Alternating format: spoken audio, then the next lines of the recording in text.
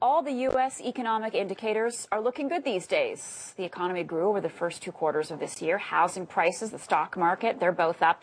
And even Moody's has upgraded the U.S. credit outlook to stable from negative. But at least one person is saying, not so fast. Peter Schiff is the head of the investment firm Euro Pacific Capital. He is joining us now from Weston, Connecticut. Good morning to you. Welcome to our program.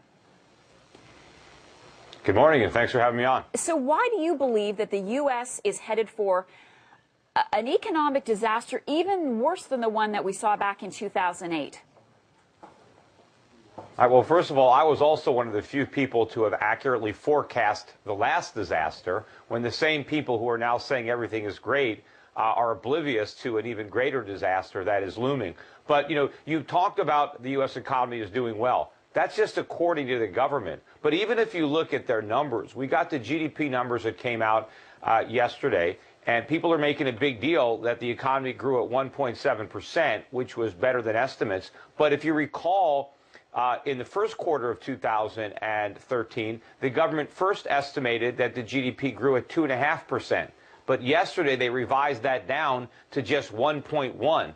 I believe by the time they finish revising the second quarter numbers down, it'll be close to zero. In fact, in order to get a 1.7% print, the government had to assume that inflation at an annualized rate in America was just 0.7%. Now, I don't believe that for a minute. In fact, if the inflation rate that they used, or the deflator, was accurate, it would have already revealed that the United States is in a recession right now. In fact, it has been in a recession for the entirety of the Obama presidency. Okay, so are you suggesting that the American government is misleading the public and giving out inaccurate information? Well, I'm not suggesting it. I'm saying it. That is what they're doing. Alrighty.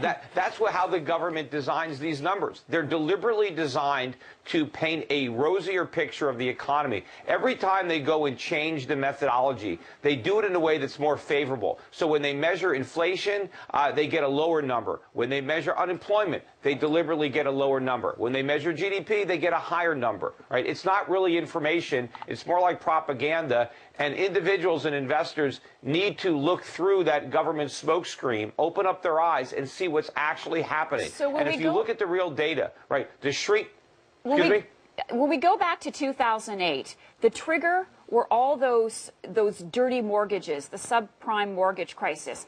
What is going to be the trigger this time around that you say will cause the economy to collapse and likely have ramifications here in Canada and around the world? What will be that trigger this time?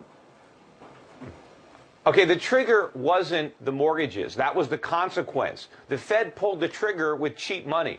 It was the artificially low interest rates that were responsible for the housing bubble. That and government guaranteed mortgages. Well, if you look at what they're doing now, the Fed is even more reckless than it was back then. The government is even more involved in propping up the housing market now than it was back then. So together, the government and the Fed have inflated a much bigger bubble than they did last time. Now, maybe you could say subprime was the pin that pricked the bubble. What's going to be the pin that pricks the bubble this time? Maybe it's going to be a big drop in the bond market or a big drop in the dollar, but there's going to be a pin because this bubble is too big to not get pricked. And when it does, the aftermath is going to be far worse than what happened in 2008, 2009. Okay, just quickly, what year? When is this going to happen, Mr. Schiff? Well, again, when people were asking me that question in 2004 and 5, I couldn't give them a definite year. I just knew that it was coming because I understood the fundamentals. And as I tried to mention a bit earlier, if you look at the fundamentals, if you look at the contracting labor force, the declining use of energy, the explosion of poverty in America and an income inequality, all the record numbers of people on food stamps and on disability, all the part-time jobs that are now replacing the full-time jobs that we've lost, all of this is consistent with a shrinking economy, but the government won't admit it. Meanwhile, the cost of living is rising rapidly in America, and we pretend that there's not enough inflation. And Ben Bernanke is out there trying to lay the foundation now for more QE because he knows that he can never taper. He's just bluffing. He can't tell the market the truth that the U.S. economy is completely addicted to his monetary heroin. And the minute he takes it away, it's going to be a complete economic withdrawal. We are out of time. Peter Schiff, thank you so much for that this morning.